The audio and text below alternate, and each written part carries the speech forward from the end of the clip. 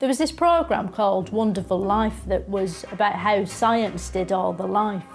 It was like this holiday thing where Mark Owen, out of Take That, goes around the world and looks at things like he's on an album cover or one of his unpopular solo projects. And it's all a lovely holiday, but then something goes wrong. You notice he's on his own and he looks like he's thinking and you're like, oh, this is trouble. You know, it can spin you out being alone in a strange place. And sure enough, he starts saying all this moody stuff. What is it that makes something alive? What is the difference between the living and the dead? What is life?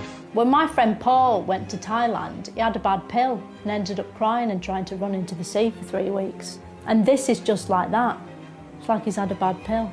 He walks around all night through a sort of burning graveyard until he starts sounding all stoned and depressed. It's hard to accept that when you die, you will just stop existing and that you are, your life, the essence of you is just really something that emerges from an inanimate bag of stuff. That's when his mind totally snaps and he spends the rest of his holiday spiralling out of control. He starts building all these weird machines out of bottles and stuff.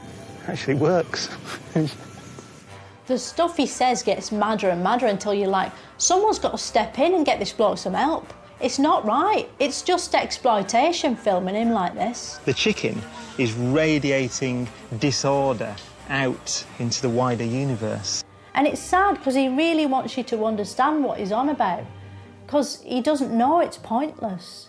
Then he starts peaking and has all these crazy man visions where he sees like the whole galaxy in his head and he describes all this hippie stuff. Just by being alive, we too are part of the process of energy transformation that drives the evolution of the universe. And then he looks calm and you realise he thinks he's found the meaning of life. And so even though he's past help, you think, fair enough, mate, good for you. Enjoy the rest of your holiday. Try not to run into the sea.